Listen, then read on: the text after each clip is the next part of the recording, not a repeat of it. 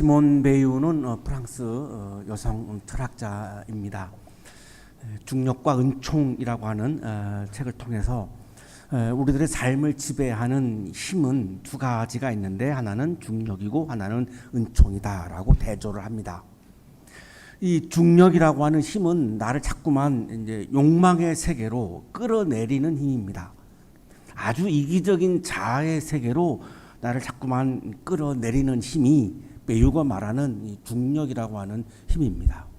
실제로 우리들의 마음에는 이 중력의 힘이 작동을 지금 이 시간에도 하고 있습니다. 은총의 힘은 나를 구원의 세계로, 진리의 세계로 이끌어 올리는 힘이 이 베유가 말하는 은총의 힘입니다. 이 은총의 힘도 우리 마음 안에서 지금 이 시간에도 작동을 합니다. 이 중력의 힘과 은총의 힘이 내 안에서 계속해서 갈등을 하고 있는 것이 우리 모두의 실존이라고 말할 수 있습니다. 이 긴장 관계에서 내가 중력의 힘의 지배를 받느냐, 은총의 힘을 지배를 받느냐에 따라서 내가 그리스도인으로 살아가기도 하고 자연인으로 또한 살아가기도 합니다. 영양실조에 걸리고 또 결핵을 앓다가 34살에 세상을 떠난 까뮈는 이 베유를 가리켜서 프랑스 최고의 위대한 정신이다라고 그렇게 찬사를 보낼 정도로 인정을 받았던 그런 사람인데 너무 일찍 세상을 떠나서 좀 아쉬운 그런 분입니다. 요즘에도 우리가 잘 먹지만 또 영양실조 걸리는 분들도 있습니다. 저도 이번에 건강검진을 했는데 영양실조라고 하는 결과가 나왔습니다. 굉장히 신비롭죠. 우리는 이 중력의 에너지를 강력한 나의 마음속에 있는 의지로 이겨내고 극복할 수 있다라고 믿습니다.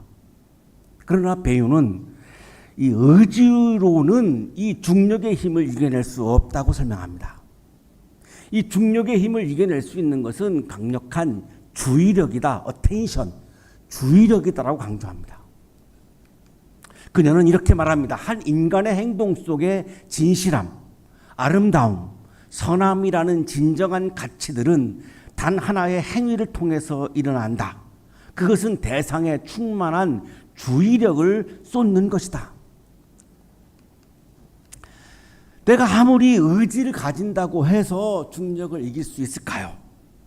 우리 청년들 같은 경우 내가 강력한 의지를 가진다고 해서 내가 사랑하고 싶은 사람과의 사랑이 시작되나요? 내 의지로 안 되잖아요. 그만큼 의지로는 삶의 변화가 어렵다는 것을 말하는 겁니다. 사랑이 시작되려면 의지로 되는 것이 아니라 내가 사랑하는 사람에 대해서 내가 최고의 주의를 기울이고 관심을 기울이고 그럴 때 가능해지죠. 그럼 여기서 베유가 말하는 주의는 뭐냐? 상대방을 변화시키는 것이 아닙니다. 베유가 말하는 주의는 상대방을 내가 바라보고 열린 마음으로 바라보고 기다리는 겁니다. 그 응답을 기다리는 겁니다. 내가 상대방을 내 마음대로 움직이고 조종하려고 하는 것은 주의가 아닙니다. 그건 폭력이죠. 주의는 열린 마음을 가지고 내가 바라보고 내 모든 주의를 기울이는 거죠. 관심을 기울이는 거죠. 그러고서 상대방의 응답을 기다리는 겁니다. 이래야 사랑이 시작되죠. 똑같습니다. 이 베유가 말하는 이 은총의 힘이 내 안에서 삶에서 작동을 하려면 은총을 주시는 하나님을 향해서 내가 마음을 열어놓고 하나님께 내가 주의를 기울이고 관심을 기울이고 그분의 말씀에 내가 주의를 기울이고 관심을 기울일 때에 하나님의 응답이 시작되는 거죠. 그것이 내가 은총을 경험하는 과정입니다. 오늘 우리는 무엇에 주의를 기울이면서 살고 있습니까? 진리가 아닌 욕망에 나도 모르게 주의를 기울일 수 있습니다. 나도 모르게 비전이 아닌 불안한 세계에 내 주의를 다 빼앗길 수도 있습니다. 내 주체가 아닌 남과 나를 비교하는 일에 내 모든 주의를 기울일 수도 있습니다.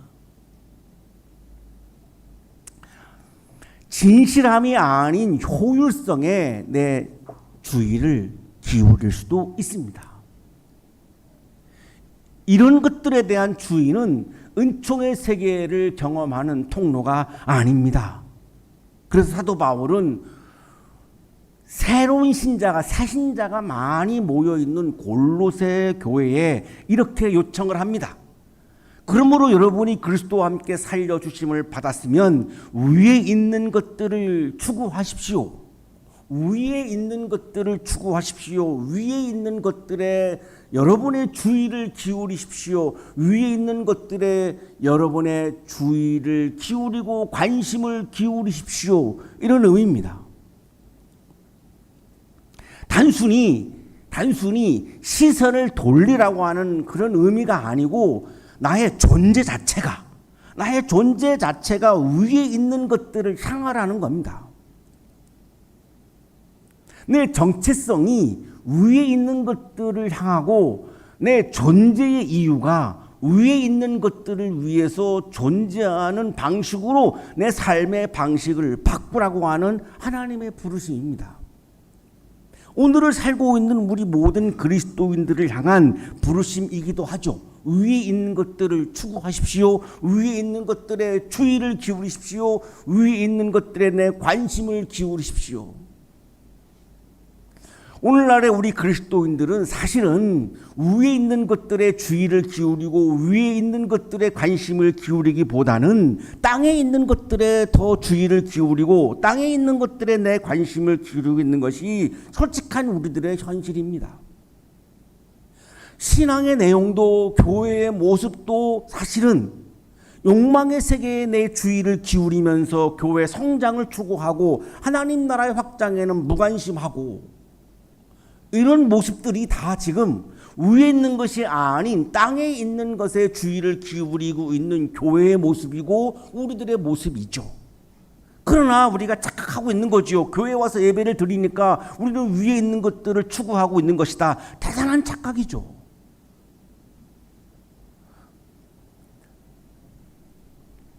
내 욕망을 이루기 위해서 내가 신앙생활을 한다. 이것은 위에 있는 것을 추구하는 것이 아니라 땅에 있는 것을 추구하는 거죠. 신앙이라고 해서 교회라고 해서 다 위에 있는 것을 추구하는 것이라고 우리는 지금 착각하고 있는 거죠.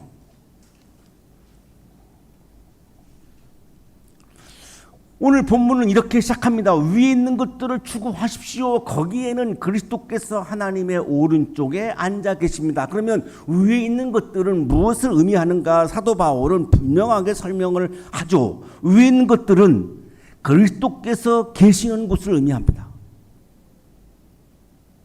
그러면 그리스도께서 계시는 곳은 어떤 곳일까요? 단순히 우리가 그리고 있는 하늘나라? 아닙니다. 그리스도께서 계시는 곳은 그리스도의 주권이 행해지고 있는 곳이죠. 하나님의 통치가 이루어지고 있는 곳이죠. 복음의 질서가 실현되고 있는 곳입니다. 이게 그리스도께서 계시는 곳이죠. 그리스도께서 계시는데 감히 누가 내가 주권을 행사하겠습니까? 하나님의 통치가 이루어지고 있는데 감히 내가 어떻게 내가 통치하겠다고 나설 수가 있겠습니까? 위에 있는 것이라고 하는 말씀의 의미는 그리스도께서 계시는 곳이고 그리스도께서 계시는 곳이라고 하는 말씀의 의미는 그리스도의 통치가 이루어지고 있는 곳, 그리스도의 통치가 실현되고 있는 현장, 복음이 현실로 이루어진 현장, 내 이웃을 사랑하라 원수도 사랑하여라, 예를 들면 이런 복음이 실제로 이루어진 현장을 말씀하는 거죠.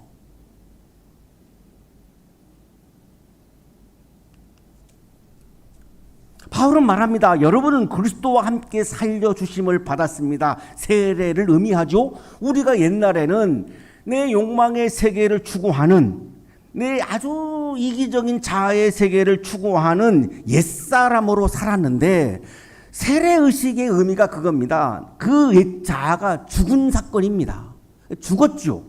그런데 예수님과 함께 내가 다시 살아났습니다. 다시 살아난 존재는 새 사람이죠. 새로운 존재, 뉴빙입니다. 이 뉴빙은 뭐죠? 그리스도의 통치를 받는 생명이죠. 내가 통치하던 내가 아니라 이제는 그리스도의 통치를 받는, 그리스도를 주권자로 모신 복음의 질서를 수용한 그런 새로운 생명이죠. 새로운 존재죠. 새로운 사람이죠. 그렇게 살아났죠. 이게 그리스도인입니다. 그래서 어떻게 됐습니까? 여러분은 이미 죽었고 여러분의 생명은 그리스도와 함께 하나님 안에 감추어져 있습니다. 세례를 통해서 새로운 존재가 다시 살아나서, 그럼 지금은 하나님 안에 그 예수님을 닮은, 예수님의 주권을 받아들인 그 생명이 감추어져 있다라고 표현합니다. 왜 이렇게 표현할까요? 겉으로 보기에는 똑같습니다. 옛 자아나 새로운 자아나 신앙이 없는 사람들이 볼 때에는 바뀐 게 없습니다. 그 모습은 똑같습니다. 신앙이 있는 사람이나 신앙이 없는 사람이나 세상의 눈으로 바라보면 똑같죠. 다르지 않습니다. 그래서 이렇게 표현하는 겁니다. 감추어져 있다고. 똑같은 것 같지만 다르다는 거죠. 똑같지 않다는 거죠. 하나님 안에 있으니까, 하나님이 안 보이니까 예수를 닮은 생명으로 다시 태어난 이 새로운 자아가, 새로운 존재가, 새로운 사람이, 새 사람이 없는 것 같지만 하나님 안에 지금도 존재하고 있고, 하나님 안에서 그 생명은 아기가 끊임없이 자라고 있는 것처럼 오늘 지금 이 시간에도 그 새로운 생명인 자아가 자라나고 있다는 겁니다. 이것이 그리스도인이죠. 이것이 신앙인이죠.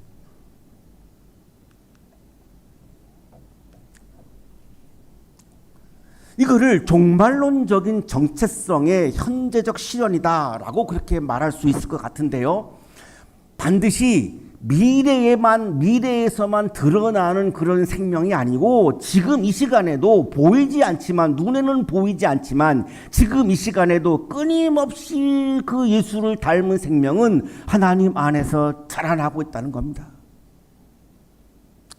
사실은 굉장한 감동이죠. 저 같은 사람이, 저 같은 존재가 하나님 안에서 지금도 예수님을 닮은 생명이 아기 같지만, 너무나 부족해서 아기 같지만 그 예수님을 닮은 생명이 지금도 막 자라나고 있다는 겁니다.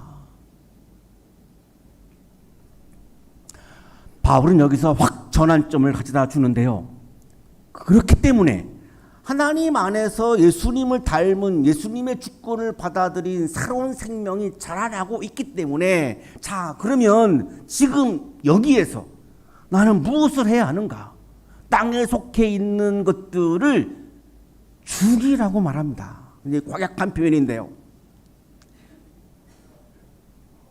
땅에 속한 것을 추구하는 마음들을 죽이라는 겁니다. 단호하고 적극적인 결단을 의미합니다. 이 죽이라고 하는 단어는 아주 단호하고 그냥 이렇게 선택할 수도 있다라고 하는 옵션이 아닙니다. 아주 강력하게, 단호하게, 적극적으로 결단해서 그거를 없애버리라는 겁니다. 그리고 죽이면 어떻게 될까요? 또 살아납니다. 이게 생명의 원리죠. 성화의 여정은 단 한 번으로 끝나는 것이 아니라 계속해서 죽음과 부활이 반복하는 거죠. 옛 자아가 죽었죠. 세례를 통해서. 그럼 옛 자아가 없어졌을까요? 또 살아납니다. 나도 모르게 내 마음에서 땅의 것을 추구하는 그런 마음이 또 살아나죠. 그러면 말씀을 통해서, 기도를 통해서, 내가 영적인 생활을 통해서 또 그거를 죽이죠. 그러면 또 살아납니다. 이 죽음과 부활이 계속 반복하는 겁니다. 이게 우리가 그리스도인이 살아가는 성화의 여정입니다. 구원파에서 얘기하는 것처럼 내가 한번 구원받았으면 이제는 끝났다. 나는 이제는 어떤 죄를 지어도 심판도 안 받는다. 이거 말도 되지 않는 거죠. 여전히 내 안에는 내가 세례 받았지만 땅의 것을 추구하려고 하는 마음이 살아있고, 이것을 내가 영적으로 또 죽이면 또 살아납니다. 계속되는 반복입니다. 이거를 영적 수련이라고 말할 수가 있는 거죠. 특히 바울은 탐욕을 가리켜서 우상 숭배라고 강조합니다. 우리 한국의 그리스도인들은 어떤 물체를 앞에 놓고 비는 것만 우상 숭배라고 사실은 여기는 분들이 많이 계시는데, 바울이 강조하는 우상 숭배는 탐욕을 우상 숭배라고 말합니다. 더 많이 가지려고 하는 욕망은 하나님을 내 마음에서 밀어내죠. 그리고 소유를, 물질을 신으로 만들죠. 그래서 탐욕을 우상 숭배라고 말합니다. 리프롱은 이거를 having mode, being mode로 설명을 했죠. 소유형이냐 존재형이냐. 더 많이 가지려고 하는 욕망을 가장 주의를 기울여서 추구하는 사람은 소유형의 인간이죠. having mode이죠. 내가 그리스도인답게, 사람답게, 인간답게, 아버지답게, 내가 신앙인답게, 내가 오늘도 최선을 다해서 내가 존재하려고 발버둥치는, 몸부림치는 사람은 바로 존재형의 인간이죠. being mode이죠.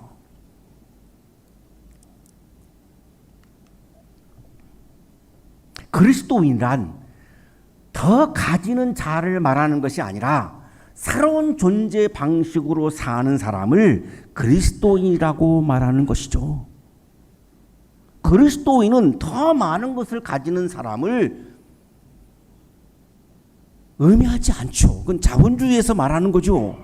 그리스도인은 새로운 존재 방식, 예수의 존재 방식, 하나님 나라의 존재 방식, 위에 있는 것들을 추구하는 존재 방식으로 새로운 존재로 살아가는 사람을 그리스도인이라고 말하는 거죠. 구체적으로 바울은 이렇게 요청합니다. 자, 그래서 여러분이 그리스도인입니까? 그렇다면 여러분은 이제 이런 것들을 버리십시오. 분노, 격분, 악의, 회방, 부끄러운 말. 세계적인 신약 주석가 톰 나이트의 설명을 소개해 드리겠습니다. 분노는 이분의 설명입니다. 미워하는 마음을 갖는 거, 누군가를 내가 막 미워하는 마음을 갖는 거, 앵거죠.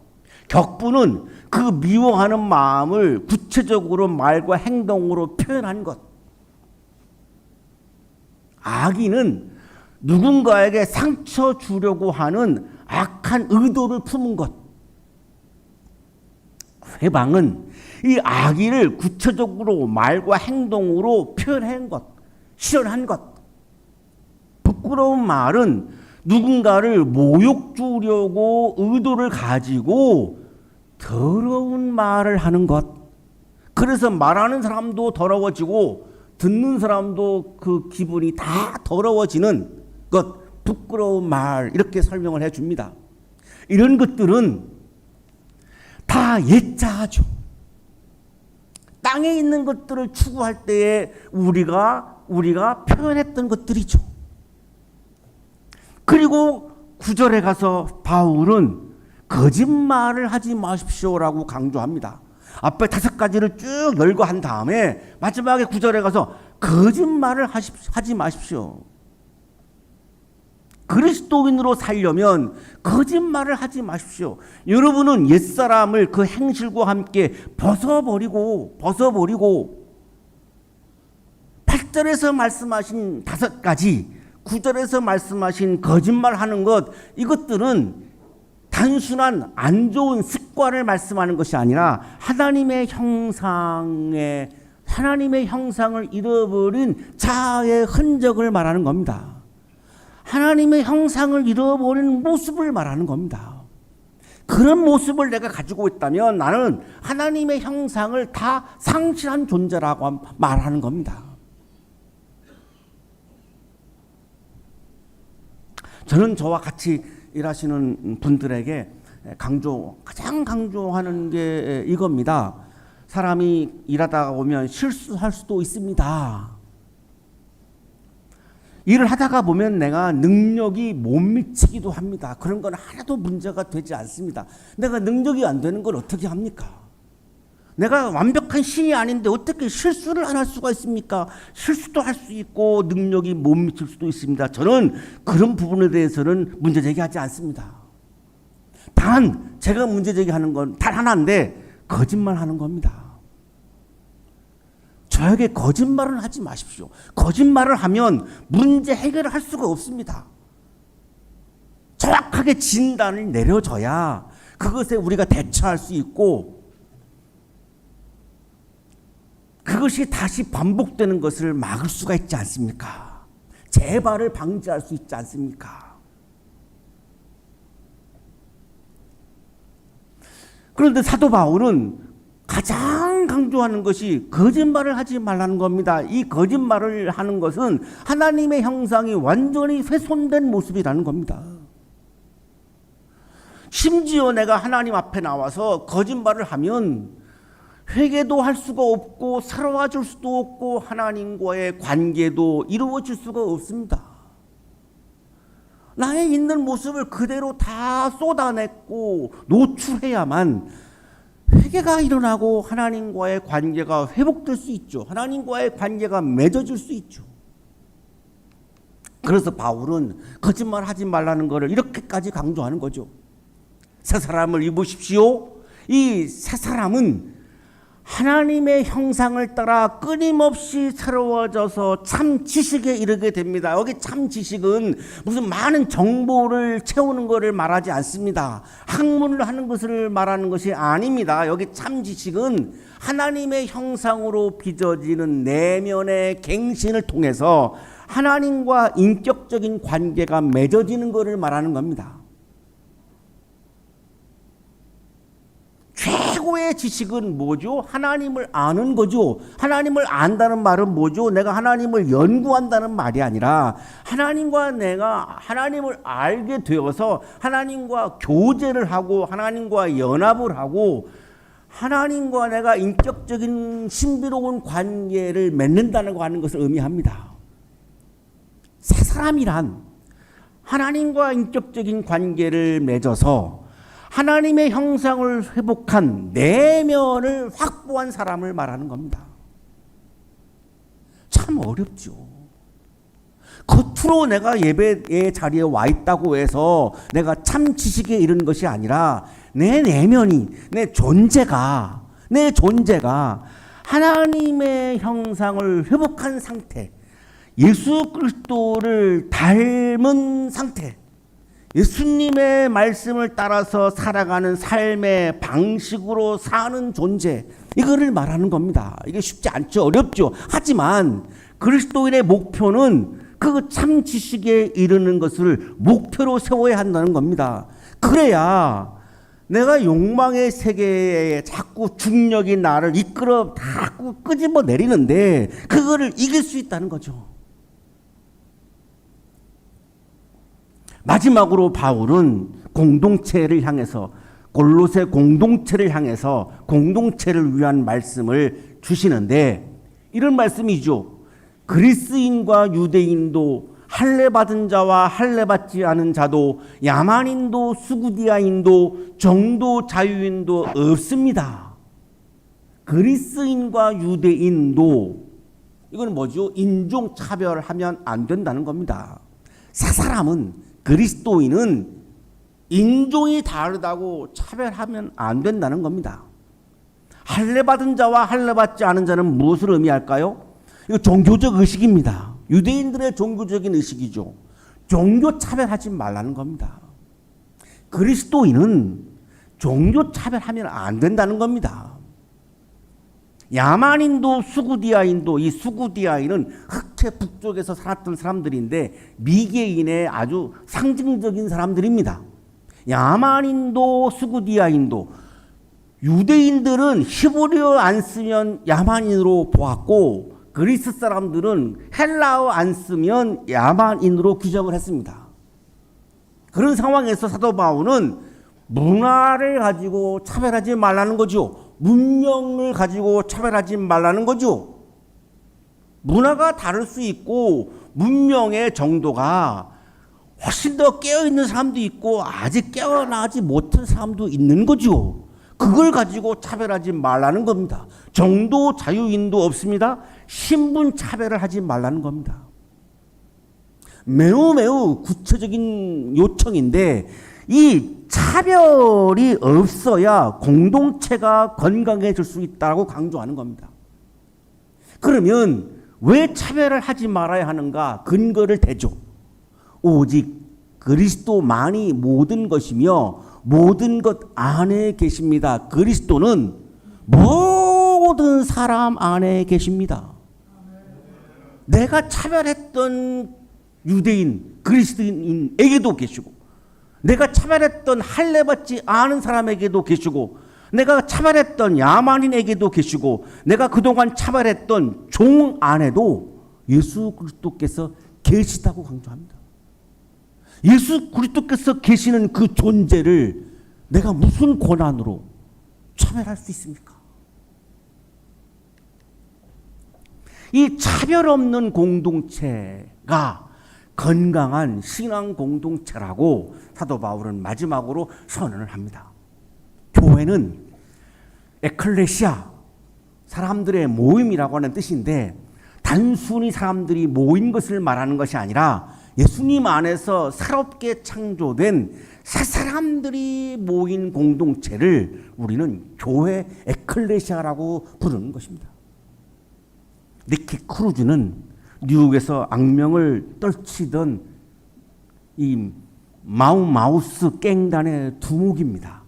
푸에토리코 출생인데 어릴 때 부모들로부터 굉장히 가정 폭력을 많이 당해서 마음속에 증오심이 생겼고 성장하면서 그 증오심이 폭력으로 나타납니다. 그래서 이 뉴욕의 갱단들은 총 쏘는 사람들이죠. 무시무시한 사람들의 이 두목입니다. 월커슨이라고 하는 젊은 목사가 길거리에 전도를 하다가 이 유명한 니키 크루즈를 만납니다. 다가갑니다. 니키, 예수님은 너를 사랑하셔. 폭력을 행사하고 있는 너마저도 예수님은 사랑하셔. 하나님의 형상을 완전히 상실한 당신에게도 예수님 안에 계시고 예수님은 너의 변화를 원하셔. 그랬더니 이 니키가 윌커슨 목사를 죽이려고 합니다. 막상 죽이지는 못해요. 그리고 쫓아버리죠. 끊임없이 끈질기게 윌커슨 목사는 니키를 만납니다. 그리고 복음을 전하죠. 어느 날 무릎을 꿇고 울면서 고백합니다. 예수님, 제 안에 증오를 가져가 주세요. 저를 새 사람으로 만들어 주세요. 총을 내려놓고 복음을 전하는 사람으로 새 사람으로 변화합니다. 전 세계를 다니면서 하나님께서 만드신 새 사람의 이야기를 나눕니다. 두목이 변화되니까 조직의 세계는 무섭잖아요. 이 니키가 거느리던 갱단의 이 조직 폭력배들이 그냥 한꺼번에 다 예수를 믿기 시작합니다. 윌커슨이 집회하는 곳에 와서 헌금을 돌리고 장례 질서를 정돈하고 기가 막히죠. 이 조폭이 하는 이 조직적으로 하는 게 아주 기가 막히죠. 일사불란하죠. 윌커슨이 어마어마한 도움을 많이 받았다고 합니다. 헌금을 돌리니까 어떤 분들은 무서워서라도 헌금을 내는 사람들도 있었다고 합니다. 그 폭력을 경험했으니까 이 사람들로부터.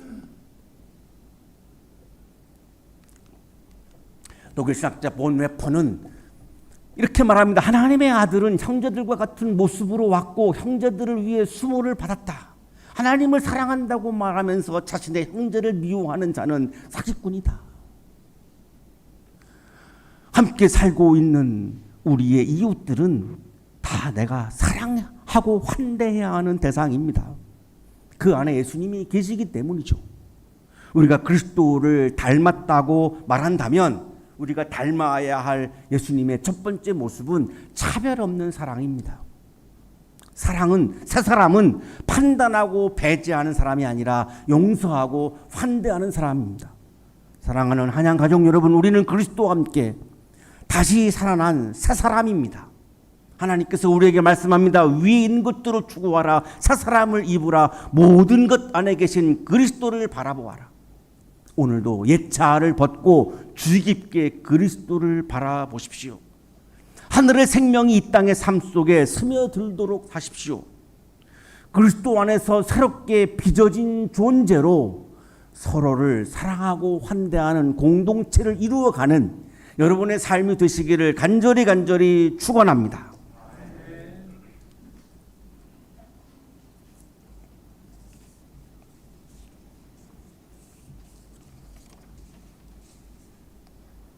주님, 우리의 시선이 위에 있는 것들에 머물게 하소서. 날마다 옛 자아를 벗고 새 생명을 입게 하소서. 감추어진 생명을 믿고 이웃을 사랑함으로 그리스도를 닮게 하소서. 예수님의 이름으로 기도드립니다. 아멘.